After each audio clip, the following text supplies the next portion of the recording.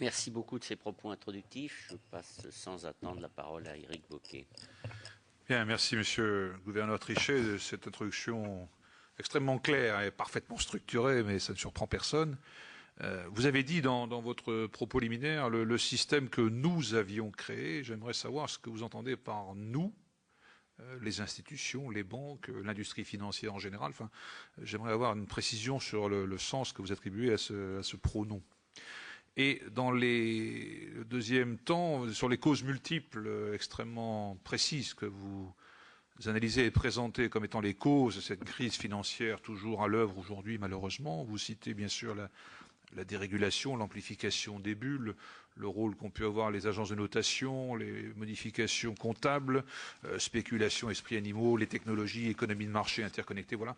Et vous ne citez à aucun moment le monde de l'offshore, qui est au cœur de notre préoccupation. Est-ce que ça veut dire, selon vous, que ça n'a aucun rôle dans cette dérégulation financière, aucune responsabilité dans cette crise, ce monde opaque, complexe, très lourd, en montant. Voilà. Quel est votre sentiment sur ce point, monsieur le gouverneur? Quand j'ai dit nous, je voulais dire la communauté internationale tout entière, l'ensemble des participants du monde, tous ensemble. Je n'identifie pas de responsables particuliers. Nous avons assisté depuis la Deuxième Guerre mondiale à une évolution extraordinaire, à la fois des technologies, de l'économie internationalisée, de la finance internationalisée, et c'est un phénomène qui est de nature vraiment fondamentale. J'ai évoqué la conversion à l'économie de marché d'une très large partie du monde, ça fait partie du nous. J'ai évoqué en effet un certain nombre d'éléments décisifs, je crois, dans le déclenchement de la crise. Ça fait partie du nous. Le nous, si vous voulez, je n'ai pas, et je crois qu'il faudrait se garder d'identifier un bouc émissaire qui serait responsable de tout, parce que le bouc émissaire servirait à, comment dirais-je, disculper tous les autres. Or, le problème est que chacun a sa responsabilité. Nous avons réellement expérimenté, et nous avons vu dans cette expérimentation que ce que nous avions créé, que beaucoup croyaient, et il faut voir d'où l'on vient. Je vais vous donner deux exemples. Le monde était si sûr qu'il était solide et résilient que lorsque les deux directeurs généraux du Fonds monétaire international successifs, Rodrigo de Rato et Dominique Strauss-Kahn, ont été nommés, il leur a été dit « Le monde est maintenant suffisamment solide pour qu'il n'y ait plus besoin du Fonds monétaire international pour aider les pays. » Maintenant, les pays eux-mêmes sont très solides, et bien entendu les pays avancés au premier chef, et les marchés financiers fonctionnent tellement bien que si jamais il y a des besoins financiers, naturellement, les marchés financiers privés, l'ensemble, disons, du système financier de nature privée, va pouvoir financer les pays sans qu'il soit besoin de mobiliser le Fonds monétaire international. C'est exactement ce qui a été dit à Rodrigo de Rato, puis à Dominique Strauss-Kahn. C'est vous dire à quel point le monde entier était, et quelles que soient, je dois dire, les sensibilités dans les principaux pays avancés, le monde entier était dans la croyance qui s'est avérée extrêmement naïve que nous étions dans un monde très solide. Je me permets de dire avec quand même prudence, mais que les seules institutions qui n'avaient pas nécessairement ce sentiment et qui continuaient à prêcher une certaine prudence ou une certaine sagesse étaient souvent les banques centrales. J'en ai moi-même fait l'expérimentation, puisque j'ai, dans la quasi-totalité de ma carrière, été considéré comme étant trop prudent, trop sage, prêchant trop la sagesse budgétaire ou la sagesse monétaire. Et cet environnement ne s'est retourné qu'avec le déclenchement de la crise, pour être clair. Auparavant, ce qui était très prisé, de manière presque unanime, c'était l'accommodation, le fait d'être aussi ouvert que possible, aussi accommodant que possible, un peu dans tous les domaines. Offshore. Je n'ai pas mentionné l'offshore comme étant une cause principale de la crise, parce que je crois que c'est un des éléments parmi d'autres. J'aurais pu le mentionner. C'est plus encore que l'offshore, je dirais, c'est la négligence générale en matière de contrôle, de réglementation. L'offshore me paraît être l'un des éléments, l'un des points d'application malheureusement importants et particulièrement dangereux de cette attitude générale de négligence. Alors, je dois quand même dire que sur l'offshore, vous avez 3 concepts qui, à mon avis, sont de nature différente et qui d'ailleurs ont été traités internationalement à des moments différents dans le temps. Vous avez l'offshore en tant qu'entité se prêtant au blanchiment de l'argent, activité criminelle, et au financement du terrorisme, activité criminelle. Là, la communauté internationale s'est penchée sur ce dossier lors du sommet des industrialisés de 1989 à Paris, à vrai dire, et j'étais moi-même à l'époque négociateur, et nous avons créé à ce moment-là le GAFI auprès de l'OCDE, avec comme objectif de combattre le financement du terrorisme et le blanchiment de l'argent, donc des activités criminelles.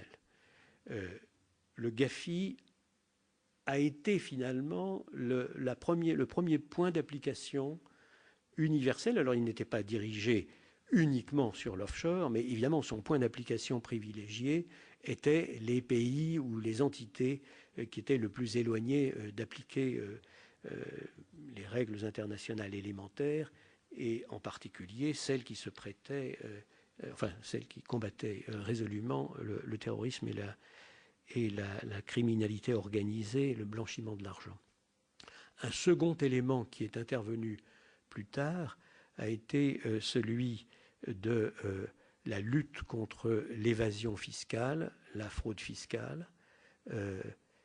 La fraude elle-même est un délit. Par conséquent, on peut considérer par extension de la lutte contre le blanchiment que là, on avait déjà une partie du problème traité, mais l'évasion elle-même n'est pas forcément un crime ou un délit, et elle a été reconnue récemment par la communauté internationale comme étant un problème très très important. Et puis un dernier point qui, lui, est extrêmement important et qui est apparu, bien entendu, avec la crise internationale, qui est celui de la généralisation de règles de prudence identiques à toutes les entités mondiales, y compris les places offshore, et ceci, évidemment, est aussi relativement récent. La généralisation, l'universalisation des règles de prudence est un phénomène relativement nouveau. La crise a permis de renforcer formidablement les 2 derniers points. Je dirais que le premier point, c'est-à-dire la lutte contre la criminalité organisée, le blanchiment et le financement du terrorisme, comme vous le voyez, remonte finalement au début des années 90, après le sommet de Paris de 1989. Vous étiez à l'époque du démarrage de la crise, dont vous avez rappelé les différentes étapes, à la tête de la BCE. Avez-vous été surpris d'abord de la survenue de cette crise et puis de son ampleur ensuite, de ses développements? Ou aviez-vous perçu, de par vos activités, de par votre connaissance de la finance internationale, des signes avant-coureurs de ce risque potentiel? J'ai, comme tous mes collègues, j'ai parlé des banquiers centraux. J'ai eu le privilège d'être à Bâle, de présider certaines des réunions des banquiers centraux, notamment la réunion de l'économie mondiale. Et je rendais compte régulièrement de ces réunions de banquiers centraux qui n'étaient pas spécialement suivies, à vrai dire, par la presse internationale ou les médias, mais qui permettaient de faire le point. Et je dois dire que l'expression qui était celle de cette communauté de banquiers centraux, notamment en 2006 et 2007, était que nous avions le sentiment qu'il y avait une sous-estimation générale des risques dans l'économie internationale. Nous voyions des marges extrêmement faibles, nous voyions une volatilité excessivement faible également, des primes de risque très très peu élevées, qui dénotait de la part de l'ensemble, disons, du fonctionnement de l'économie internationale, de l'économie financière internationale, une appréciation extrêmement optimiste sur le niveau des risques. Et nous pensions qu'il était de notre devoir de le signaler, à la fois, bien entendu, directement, chacun chez nous, à l'ensemble de nos institutions, mais aussi sur le plan international. J'ai moi-même fait la première page du Financial Times en janvier 2007 sur un avertissement sur la sous-estimation que je voyais des risques dans l'économie internationale. Donc lorsque le premier épisode que j'évoquais, c'est-à-dire celui des subprimes, est arrivé, il est apparu à un certain nombre de mes collègues, comme à moi-même, comme étant le début de la correction nécessaire, compte tenu du fait qu'il y avait eu sous-estimation des risques. Et d'ailleurs, dans un premier temps, c'est effectivement ce qu'on a observé. Ces marges qui étaient beaucoup trop faibles, ces primes de risque qui étaient beaucoup trop faibles, se sont élevées et de manière d'ailleurs assez brutale, presque en un jour, en une journée, nous avons vu sur notre marché monétaire les primes monter assez considérablement. Et disons à peu près une année s'est écoulée, d'août 2007 à septembre 2008, pendant laquelle nous avons observé un certain nombre de corrections sur une série de marchés. Puis sont arrivées les premières évolutions très graves d'un certain nombre d'institutions, Bear Stearns aux États-Unis, Freddie Mac et Fannie Mae et Lehman Brothers. Et là, on a vu que nous étions en présence d'un système qui marquait une instabilité potentielle considérable. Alors là, je dois dire, je ne crois pas qu'il y ait eu ici ou là d'institutions ultra lucides qui aient pu dire, dans le fond, ce que nous allons expérimenter maintenant, c'est la menace grave et immédiate d'effondrement du système. Mais tout ce que je peux dire, c'est que lorsque la décision a été prise de laisser tomber Lehman Brothers, nous-mêmes, à la Banque Centrale Européenne, n'avons pas hésité une seconde en considérant que nous étions en présence de phénomènes d'une extraordinaire gravité, ce qui n'a pas été le cas partout dans le monde, ne serait-ce que parce que il y avait encore le sentiment que l'ensemble du système financier mondial pourrait digérer même un dépôt de bilan aussi monumental que celui de Lehman Brothers. En somme, il y avait dans beaucoup d'analyses surestimation de la résilience du système. J'ai dit qu'aujourd'hui, on pouvait parler de l'équivalent du dépôt de bilan de Lehman Brothers en organisant la liquidation de manière aussi raisonnable que possible, et que ceci est d'une certaine manière la preuve que nous ne considérons pas d'une manière générale que le système est aussi fragile qu'il l'était auparavant, mais j'ai aussi dit qu'il ne fallait pas être complaisant. Donc en réalité, nous ne savons pas très bien quelle est la solidité ou l'absence de solidité du système financier mondial dans lequel nous sommes. Nous avons connu des succès prodigieux au niveau mondial, au niveau international, mais ces succès ont une contrepartie. C'est que nous explorons, disons, des territoires qui sont inconnus, encore aujourd'hui. Oui, monsieur le gouverneur, je voudrais vous poser une question. Vous avez évoqué tout à l'heure l'extrême rapidité des décisions sur les marchés, qui sont favorisées d'ailleurs par les nouvelles techniques de communication. Est-ce que si on en faisait le bilan de ce progrès technique, est-ce qu'il sert vraiment la vraie vie économique ou est-ce qu'il sert la spéculation ? C'est une question que les autorités, les banques centrales bien sûr, et les autorités prudentielles doivent se poser en permanence, et qui se pose de manière particulièrement aiguë lorsqu'on est en présence de ce trading ultra rapide dans lequel les fractions infinitésimales de secondes comptent pour gagner telle ou telle position et être plus efficace que ses partenaires. Nous explorons des territoires qui sont totalement nouveaux. Le fait de se déplacer d'une centaine de mètres pour être plus proche de la machine centrale qui fait fonctionner tel ou tel marché, parce qu'en gagnant 100 mètres, on gagne les 100 mètres que met la lumière pour parcourir ces 100 mètres en termes de temps, est quelque chose d'absolument inimaginable que nous ne pensions pas en fait avoir à expérimenter, mais sur lequel nous, je dois dire, la quasi-totalité des places réfléchissent en ce moment. Le problème est que lorsque vous faites des percées technologiques, elles sont immédiatement exploitées. Et que vous ne pouvez pas partir du principe qu'on peut arrêter la technologie. Donc il faut essayer de la maîtriser du mieux possible. Je ne répondrai pas à votre question. La technologie est capable du meilleur comme du pire, comme la langue d'Ésope. Oui. Pensez-vous sur un autre domaine que les grands acteurs financiers recourent souvent, ou en tout cas assez souvent, à la confiscation de l'information et que les superviseurs sont en mesure de remédier à cette situation? C'est tout le problème de l'efficacité des superviseurs. Je crois que le réveil brutal de la crise pour l'ensemble des superviseurs du monde entier a été, de ce point de vue-là, extraordinairement utile. Certaines supervisions étaient fondées sur le principe selon lequel le superviseur n'allait pas sur place, ne contrôlait pas sur place les entités financières, se contentait de regarder sur pièce ce que les diverses banques ou les institutions financières lui envoyaient, et, le cas échéant, bien sûr, se reposait sur les audits qui étaient faits par les auditeurs traditionnels.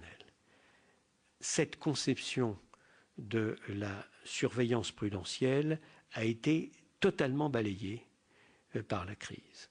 L'idée selon laquelle maintenant, bien entendu, la supervision suppose d'aller sur place et non pas simplement d'examiner les dossiers sur pièce, d'aller sur place pour regarder tout sur place, pour interroger tous les acteurs sur place et pour se faire une idée aussi complète que possible de la culture et de la manière dont l'entité pratique sa propre activité, avec une culture sous-jacente qui peut être une culture de respect de la réglementation ou au contraire une culture de biaisant avec la réglementation.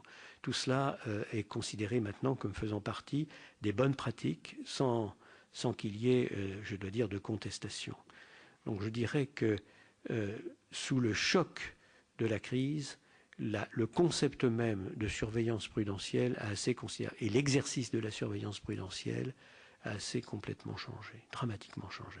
Oui, oui, j'ai une question, en tout cas, notre collègue Picot veut vous poser une question. C'est le gouverneur. Oui, moi, deux petites questions. D'abord, la première, comment Lehman Brothers, pourquoi le gouvernement américain a-t-il laissé tomber Lehman Brothers? Et la deuxième, comment pensez-vous qu'il soit possible de lutter efficacement contre ces places offshore qui, aujourd'hui, on s'en rend bien compte, nous posent de terribles difficultés? La question sur l'attitude du gouvernement américain s'agissant de Lehman Brothers est évidemment une question d'une importance considérable sur laquelle les Américains eux-mêmes, d'ailleurs, et toute la démocratie américaine s'est penchée considérablement. Je vais vous donner ma propre compréhension, ma propre interprétation de ce qui s'est passé. Lehman Brothers est la quatrième entité que j'ai évoquée tout à l'heure après trois autres. Il y a eu d'abord Bear Stearns, qui a connu des difficultés gravissimes et qui a pu être sauvé par une intervention privée, mais une intervention privée considérablement facilitée par les autorités américaines. Et donc, devant, en effet, la gravité des événements qui pouvaient se passer, devant l'importance de la contagion qu'il pouvait y avoir, il y avait eu consensus au sein de l'administration américaine et de la Banque centrale pour considérer qu'il était opportun de faciliter cette reprise. C'était une reprise privée, il n'y avait pas eu d'argent public. elle avait quand même été très critiquée en disant nous sommes dans une économie de marché, eh ben, il faut laisser les mauvaises gestions être punies. Nous ne sommes pas dans un système de type soviétique où il n'y avait aucun dépôt de bilan par construction. Donc le propre de l'économie de marché, c'est que quand on est mauvais gestionnaire, on abandonne la partie et on est remplacé par d'autres. Cette critique-là était très forte aux États-Unis, très forte. Et donc, elle a posé de sérieux problèmes à l'administration américaine de l'époque sur le plan du débat public. On a eu ensuite Freddie Mac et Fannie Mae, qui sont deux entités spécialisées dans le financement du logement, qui, elles, alors que Bear Stearns était, disons, une banque d'investissement, réputée peut-être plutôt conservatrice comme entité, là, Freddie Mac et Fannie Mae avaient la réputation d'être plutôt de l'autre côté de la sensibilité, puisque spécialisés dans le logement et dans le logement des plus pauvres. Et là, alors, l'administration américaine a dû se mobiliser et a sauvé d'une catastrophe qui aurait été réellement absolument abominable ces entités avec de l'argent public. Et cet argent public a été considéré à nouveau comme étant très critiquable. Pourquoi mobiliser l'argent du contribuable pour empêcher des entités mal gérées, je reprends le débat public américain, de s'effondrer. Vous voyez, en simplifiant outrageusement, critique de droite d'un côté, critique de gauche de l'autre, convergent pour dire vous ne devez pas, on est dans une économie dans laquelle vous ne devez pas intervenir en permanence pour renflouer telle ou telle entité. C'est après ces trois expériences et ces critiques venant d'un peu tous les côtés dans disons, l'échiquier de sensibilité américain que vient la quatrième entité pour laquelle il n'y a pas de solution privée. En tout cas, il s'avère qu'il n'y a pas de solution privée. Et là, mon sentiment est que l'exécutif américain s'est dit mais je ne peux pas continuer cette séquence de sauvetage qui est à chaque fois très critiquée et dont je ne sais pas quand elle va s'arrêter. Parce que si nos amis de l'exécutif américain avaient sauvé Lehman Brothers, ils auraient eu immédiatement derrière à sauver AIG. Et s'ils avaient sauvé AIG, ils auraient immédiatement eu derrière le sauvetage de Citi, et etc., etc. Et donc, si l'on rationalise ce qui s'est passé, ex post, on peut dire d'une certaine manière, ce que nous avions en face de nous, et nous sommes payés tous pour le savoir, c'était un risque systémique majeur, un système tout entier qui était en cause.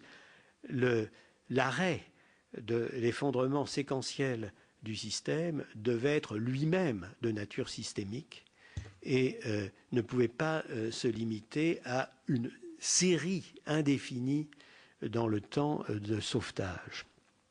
Et d'ailleurs, c'est ce qui s'est passé, puisque lorsque le dépôt de bilan de Lehman Brothers a prouvé qu'il avait des conséquences absolument redoutables sur l'ensemble du système, alors, très vite, l'exécutif américain a présenté un programme ayant l'ambition d'arrêter l'effondrement systémique, qui a été le programme TARP, qui d'ailleurs a été refusé par le Parlement américain dans un premier temps.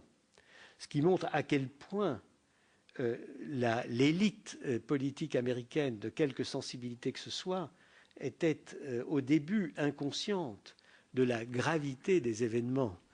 Et on comprend mieux alors rétrospectivement qu'effectivement tous les sauvetages successifs étaient très critiqués parce que personne n'avait en tête, en tout cas pas dans la large opinion américaine, que c'est le système tout entier qui était en cause. Lorsqu'il est apparu, après un temps suffisant, et notamment, je dois dire, l'effondrement de l'ensemble des valeurs boursières, que le problème était gravissime et que nous étions effectivement en présence d'un risque systémique qui était en train de se transformer en sinistre sous nos yeux, Alors, le programme TARP a été voté par le Congrès des États-Unis et on a eu affaire à la première grande opération d'arrêt de cette menace d'effondrement systémique. Je me suis concentré sur les États-Unis, la question était sur les États-Unis. On peut dire d'une certaine manière que, sous des formes diverses, l'ensemble finalement des pays avancés ont eu eux-mêmes à faire face à un défi de même nature. Et ils y ont fait face finalement, dans des conditions qui ont été extrêmement difficiles, mais qui étaient, je crois, nécessaires évidemment. Merci beaucoup. Je vais passer la parole à deux d'entre nous, si vous voulez bien, pour regrouper les questions, encore que on fera sur ce point comme vous le souhaiterez. Nous allons d'abord avoir la question de notre collègue Colin, puis la question de Madame Deségaux. Monsieur le gouverneur, j'ai bien entendu ce que vous avez dit sur la supervision prudentielle qui consiste maintenant notamment à aller sur place et non pas à être simplement un examen de documents. Alors, parallèlement à ça, moi, je dois vous dire que ici, nous sommes un certain nombre dans cette commission d'enquête à être assez surpris du nombre de la création de filiales par les banques. L'exemple, on nous a cité Paribas, qui a 300 filiales. Donc, nous pensons qu'il y a là peut-être un manque de transparence évident au travers de cette volonté de création de structures multiples. Notamment, j'ai cru comprendre que le contrôle, je crois que c'est Mme Nourri notamment qui nous a parlé de ça, que le contrôle porte sur les comptes consolidés et donc porte sur les soldes et non pas sur les opérations elles-mêmes. Et en plus, on nous a dit d'ailleurs qu'on ne pouvait pas aller regarder territorialement les opérations à l'étranger. Hein, donc il faut, voilà, effectivement, ces contrôles prudentiels ne peuvent se faire que sur le consolidé et donc, je le redis, uniquement sur les soldes. Donc cette situation, moi je pense que bien sûr vous la connaissez.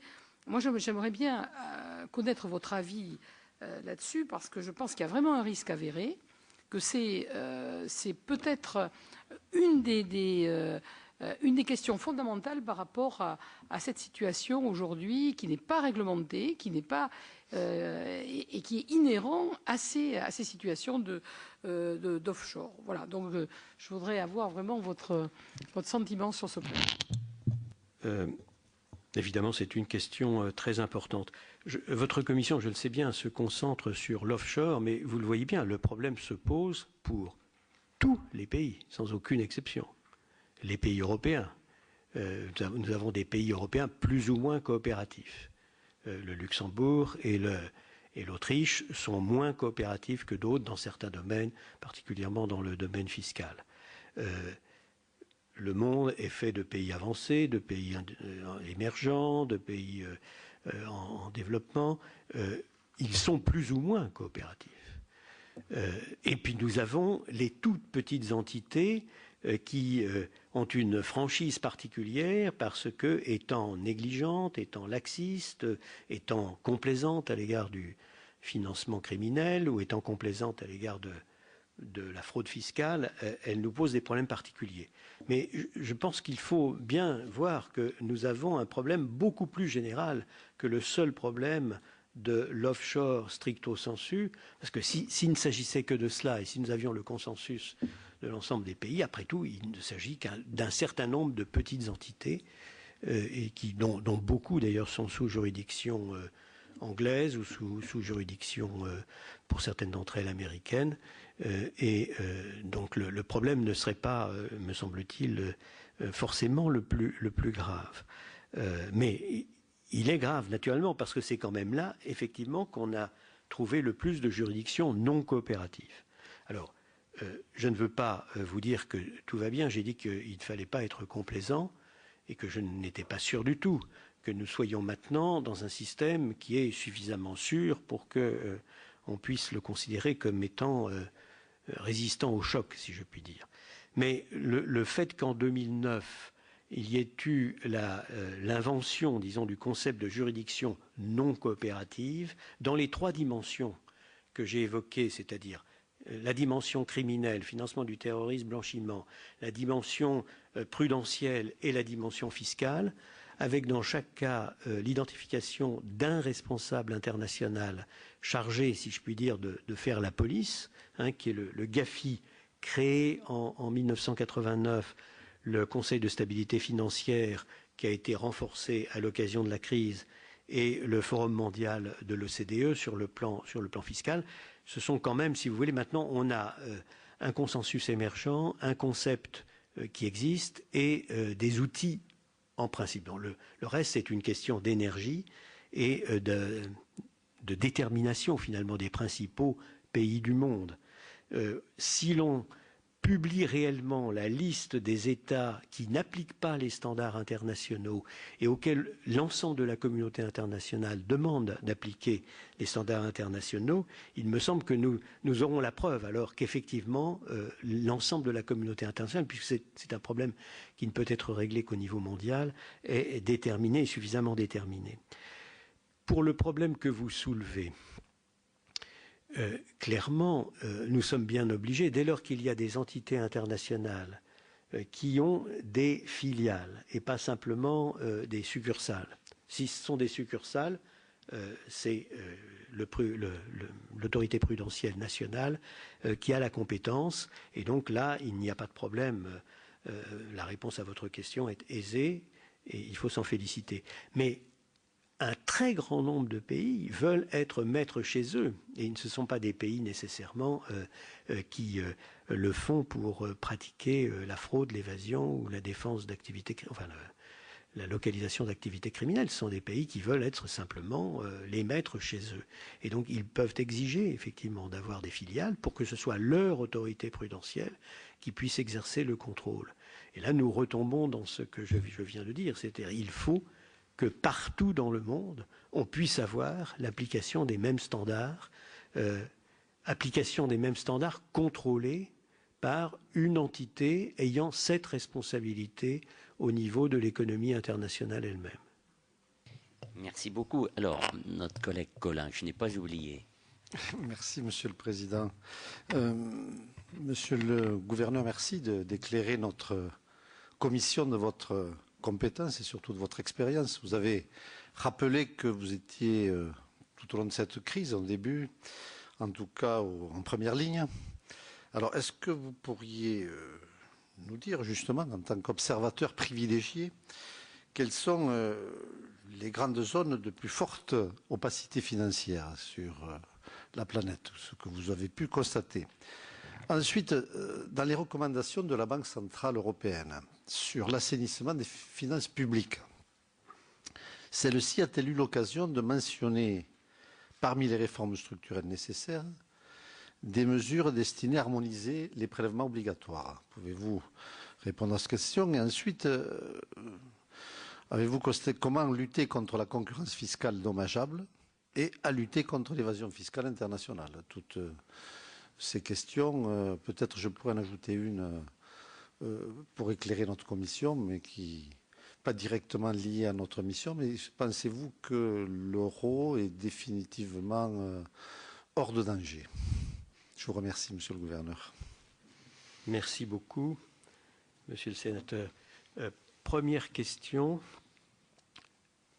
Nous vivons sur longue période une évolution donc de transformation du monde. Je fais remonter encore une fois la première préoccupation vis-à-vis d'entités obscures, d'entités dissimulant leurs activités au niveau international, au niveau d'un consensus de la communauté internationale, comme vous l'avez entendu, à 1989. Donc c'est un processus qui va, me semble-t-il, être formidablement accéléré à cause de la crise que nous venons de connaître.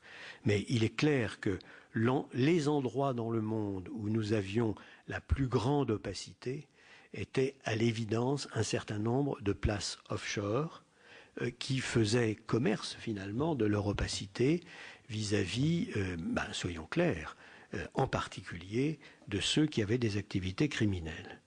Pas forcément d'ailleurs de ceux qui pratiquaient simplement l'évasion fiscale. au sein même des pays avancés, au sein même de pays parfaitement respectables, compte tenu de ce qu'était à l'époque le droit international, le droit des gens, vous aviez quelques pays que nous connaissons bien, qui sont très proches de nous d'ailleurs, qui, en effet, considéraient comme faisant partie de leur culture d'être opaques sur le plan fiscal. Et ce n'est qu'assez récemment que ceci change et est en train de changer sous nos yeux. Et donc, puisque nous le savons même, au sein même de la zone de l'Union européenne, nous avions des pratiques de ce genre qui sont en train de disparaître complètement, et il faut s'en féliciter, mais qui étaient considérées, il faut bien se mettre à la place des différentes cultures, qui étaient considérées comme aussi fondamentales que certains éléments de leur culture auxquels ils étaient extrêmement attachés. On l'a vu dans un pays qui est limitrophe tout récemment. Mais c'est en train de changer, ça change de manière extrêmement rapide et évidemment il faut s'en féliciter. Ailleurs qu'en Europe, vous aviez encore beaucoup de pays qui en effet se prêtaient à cette obscurité. Donc je ne veux pas faire moi-même la liste. Comme je l'ai dit, je souhaiterais qu'il y ait de telles listes et que nous puissions établir les listes de ceux dont nous considérons que ce sont des juridictions non coopératives au moment où nous parlons. J'espère bien que cela sera le cas. Deuxièmement, assainissement des finances publiques.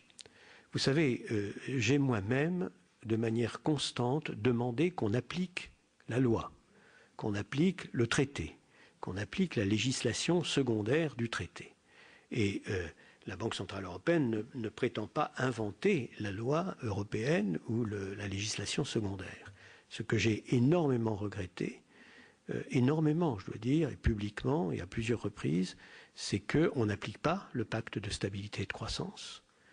Toute ma vie professionnelle, j'ai expliqué que le pacte de stabilité et de croissance était fondamental parce que nous étions très audacieux en créant une monnaie unique, que nous avions une monnaie unique, ou que nous allions avoir une monnaie unique, mais que nous n'avions pas de fédération politique achevée, certainement pas, que nous n'avions pas de budget fédéral, et que par conséquent, ayant une monnaie unique, il fallait évidemment avoir un cadre pour faire fonctionner convenablement la monnaie unique. Ceci n'a pas été considéré, hélas, comme allant de soi, y compris par notre propre pays, y compris par l'Allemagne, y compris par l'Italie. Et ma première bataille, si je puis dire, lorsque j'ai été nommé président de la Banque centrale européenne, a consisté à rompre des lances pour le pacte de stabilité et de croissance. Donc je mentionne cela en passant, si vous voulez, le problème a été que même le respect des règles qui avaient été fixées et qui étaient dans le traité a été extrêmement difficile. Sur l'harmonisation des fiscalités, l'harmonisation des prélèvements obligatoires, je sais combien notre pays y est attaché, mais je crois qu'il y a un malentendu, et je me permets de le dire en toute simplicité. Il faut bien financer ses dépenses. Quand on dépense beaucoup, sur la longue durée, il faut avoir à peu près autant de recettes que de dépenses. Ou alors, c'est que quelqu'un est prêt à financer la différence. Et l'expérience a montré que personne, en tout cas pas d'entité bénévolente extérieure, n'était prête à financer indéfiniment une différence entre les dépenses et les recettes. Donc, le niveau de vos prélèvements, le niveau de votre fiscalité dépend en dernière analyse du niveau que votre pays juge approprié, notre pays comme tous les autres, juge approprié en matière de dépenses. Les recettes ne peuvent pas être indépendantes des dépenses. C'est aussi simple que ça. On ne peut pas forcer un pays qui estime qu'il ne faut pas dépenser trop à avoir des excédents budgétaires absolument gigantesques sur l'autel, si je puis dire, de l'harmonisation des prélèvements obligatoires ou de l'harmonisation fiscale. Et de la même manière, évidemment, on ne peut pas dire à un pays qui veut dépenser en proportion de son produit intérieur brut beaucoup de dépenses publiques, qu'il doit être en déficit en permanence, parce que ce pauvre pays, alors, n'aurait personne pour le financer. Donc j'insiste là-dessus, je crois qu'on ne peut pas traiter le problème de l'harmonisation des recettes fiscales ou l'harmonisation des prélèvements obligatoires si on ne traite pas celui de l'harmonisation des dépenses, de manière générale. Et je sais que ce n'est pas très populaire de dire ça, mais après tout, j'ai été banquier central pendant suffisamment de temps pour pouvoir dire des choses qui ne sont pas très populaires. Mais j'insiste beaucoup, nous sommes nous-mêmes le pays qui, au sein de la zone euro, a le plus de dépenses publiques en proportion du produit intérieur brut. Et au sein de l'Europe en général, il y en a deux, nous et le Danemark. C'est une position que nous n'avions pas du tout auparavant. Ce n'est pas du tout dans les chromosomes français. En 1973, donc au moment du premier choc pétrolier, nos dépenses publiques en proportion du produit intérieur brut étaient inférieures aux dépenses publiques des Allemands et inférieures aux dépenses publiques des Anglais. Et donc nous étions l'un des pays qui dépensait le moins en proportion du PIB. Donc je crois qu'il y a eu, si vous voulez, une évolution de notre pays presque à son insu, qui nous a conduit d'une position qui était très bonne pour la croissance et la création d'emplois, à une position qui est beaucoup moins bonne pour la croissance et la création d'emplois. Et le pays auquel je nous comparerais le plus aujourd'hui serait la Suède, parce que la Suède a eu à peu près la même évolution. Elle est même arrivée à un montant de dépenses publiques en proportion du PIB supérieur au nôtre. Et puis elle a fait effort sur elle-même et elle a pu abaisser sa dépense publique en proportion du PIB de 10% entier. Et elle s'en est trouvée dans une meilleure situation. Je prends la troisième question que vous avez posée, qui est l'euro. L'euro est un tel symbole qu'il me semble que vous l'avez utilisé en pensant zone euro, en pensant intégrité de la zone euro. Parce que l'euro lui-même, en tant que monnaie, a prouvé pendant toute la crise une capacité de se protéger lui-même contre la crise. Il n'y a pas eu de crise de change dans cette crise dramatique. Au contraire, les seules remarques qu'on a pu faire sur l'euro, ou qu'on fait sur l'euro de temps en temps, c'est qu'il est trop solide. Ce qui veut dire qu'il inspire confiance. Il a constamment préservé la confiance et préservé son propre crédit. Depuis le 9 août 2007, depuis le début de la crise telle que je la située dans le temps, l'euro a été très solide. Je ne dis pas qu'il a été trop solide, je dis que l'euro, finalement, a rempli la tâche qui lui avait été donnée par les démocraties européennes. On avait dit à la Banque centrale préserver la stabilité des prix et, en gros, nous avons préservé la stabilité des prix, exactement comme on le faisait d'ailleurs en France avant l'euro, avec une définition qui était la même, moins de 2%, proche de 2%, et à vrai dire, sur 14 ans, la hausse des prix a été de 2,03% au niveau de l'ensemble de la zone euro, donc pour 333 millions d'habitants, ce qui est un résultat évidemment conforme à ce que les démocraties nous avaient demandé de faire, nos démocraties, et aussi un résultat, je dois dire, qui explique pourquoi la stabilité monétaire est demeurée pendant tout le temps de la crise. Alors si la question est-ce que la zone euro dans son intégrité va demeurer, je dirais ce n'était pas le sentiment de l'ensemble des observateurs pendant un certain nombre de mois, depuis le troisième épisode de la crise, c'est-à-dire le moment où la crise s'est transformée en crise des risques souverains et où l'épicentre de la crise mondiale s'est déplacé pour arriver en Europe et plus particulièrement dans la zone euro. Je dois dire que depuis maintenant un an, le sentiment général de tous les observateurs est que 4 éléments ont joué un rôle essentiel pour stabiliser l'intégrité, ce que j'appelais l'intégrité de la zone euro. Le premier élément, c'est que les pays qui s'étaient très mal gérés ont fait de très grands progrès. Leur balance des paiements courants qui était très très négative. Pour les 5 pays qui ont été attaqués, à moins 8% du produit intérieur brut en 2008-2009 et maintenant proche de zéro. Nous avons eu un renforcement de la gouvernance économique et budgétaire de l'ensemble de la zone euro qui a été très important avec le renforcement du pacte de stabilité et de croissance, l'union bancaire, qui fait partie d'ailleurs d'une certaine manière de votre sujet. Et puis, bien entendu, nous avons eu la démonstration qu'aucun pays ne souhaitait expulser tel ou tel autre pays en difficulté, avec des décisions qui ont été observées dans le monde entier comme signalant une détermination politico-stratégique de préserver l'intégrité de la zone euro. Et il y a eu l'action de la Banque centrale européenne qui, après avoir démontré à 2 reprises, et j'étais alors président, qu'on pouvait intervenir sur les marchés, sur les treasuries, sur les valeurs du trésor, dans certaines conditions, et pour maintenir, préserver le transfert correct de la politique monétaire à l'ensemble des pays de la zone.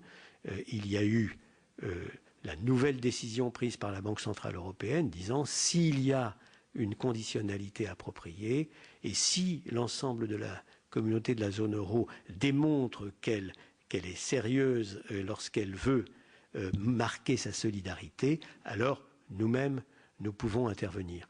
Je pense que ce sont ces 4 raisons qui expliquent que, en effet, vu d'Asie, vu des États-Unis, vu du reste du monde, l'intégrité de la zone euro paraît solide.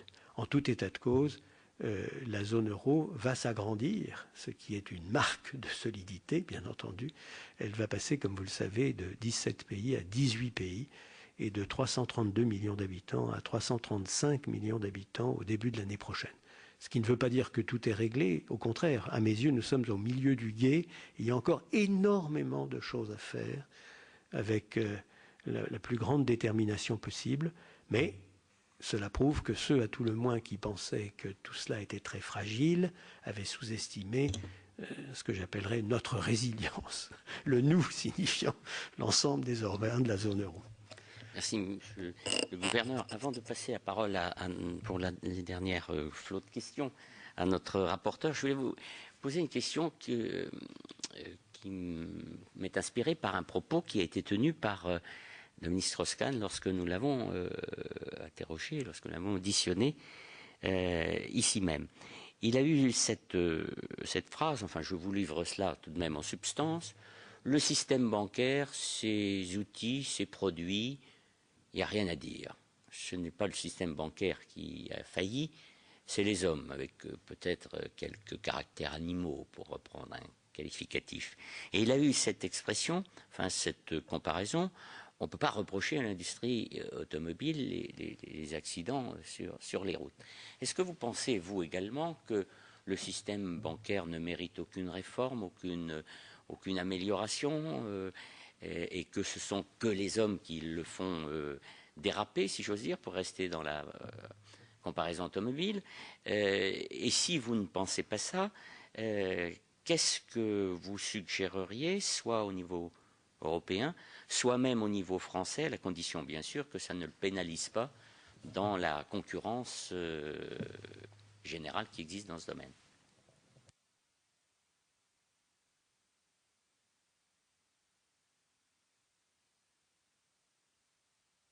Approprié personnellement. Nous avons clairement, disons que l'inspiration de ce qu'a pu dire votre interlocuteur était certainement de dire ne faites pas de l'industrie bancaire un bouc émissaire. Et cela, je le partage entièrement. Comme je vous ai dit, c'est le système tout entier qui a prouvé une faiblesse inacceptable.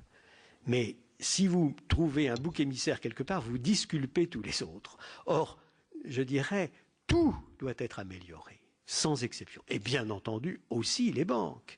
D'ailleurs, c'est ce que la communauté internationale a fait avec une très grande force.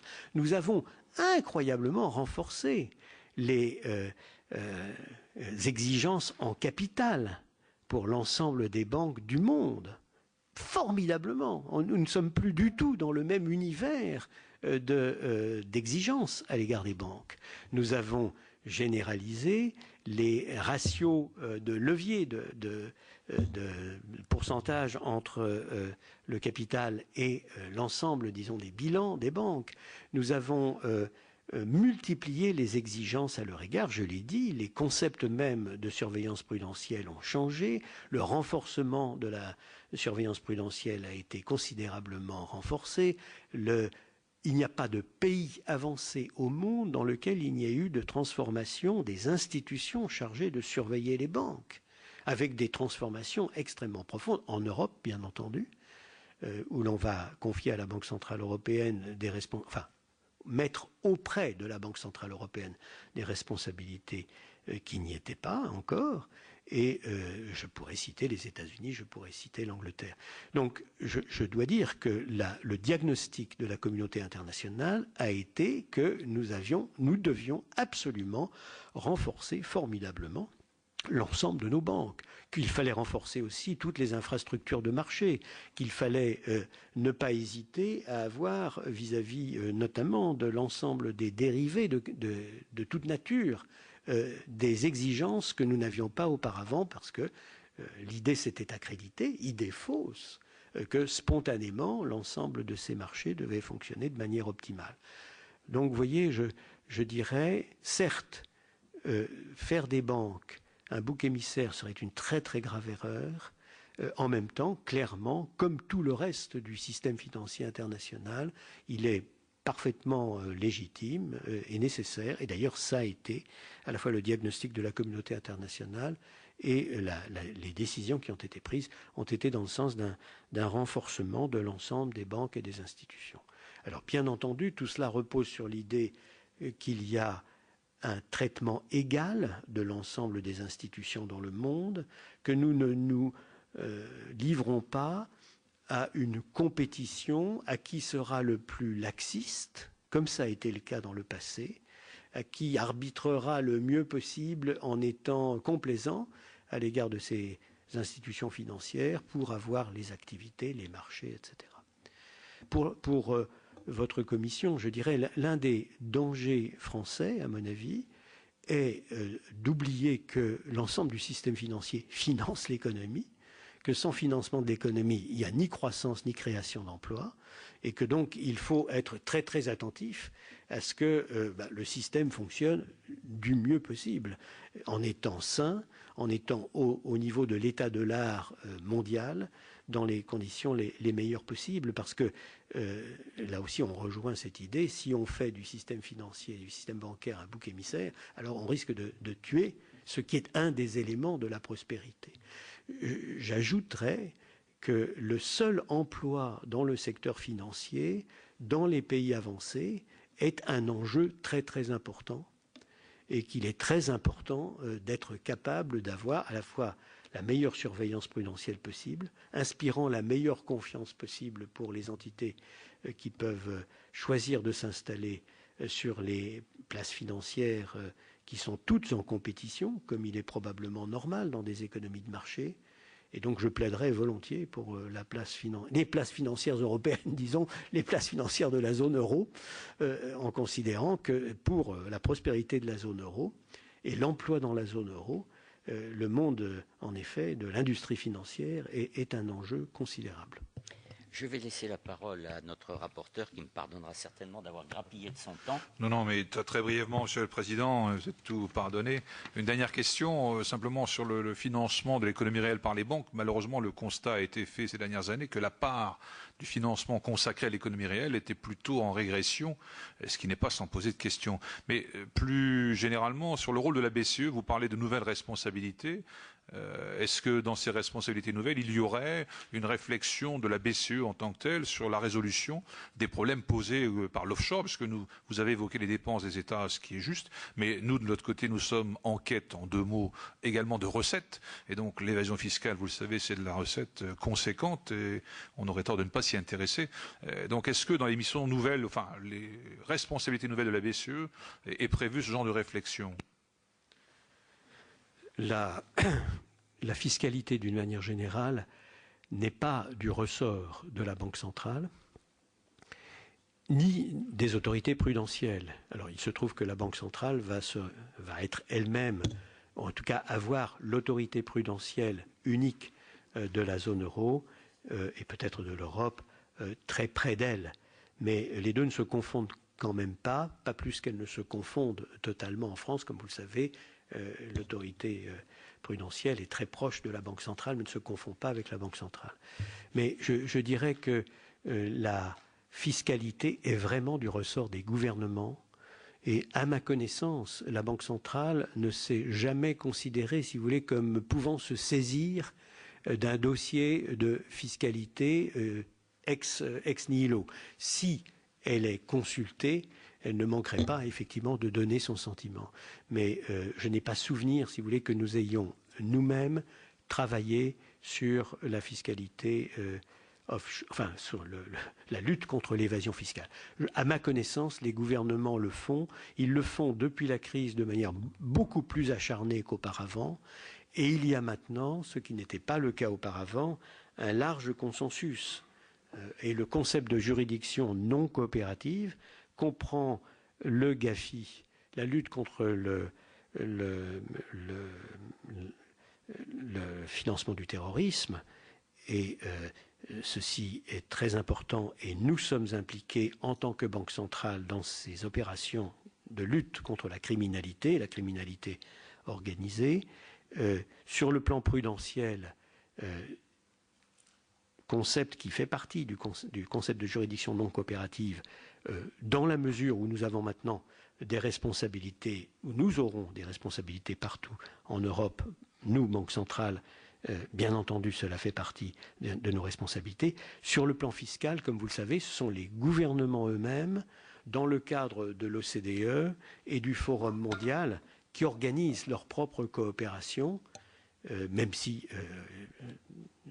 je dirais bien volontiers qu'effectivement ce concept de juridiction non coopérative est probablement le bon concept pour ne pas brouiller le message et être très clair vis-à-vis des pays concernés.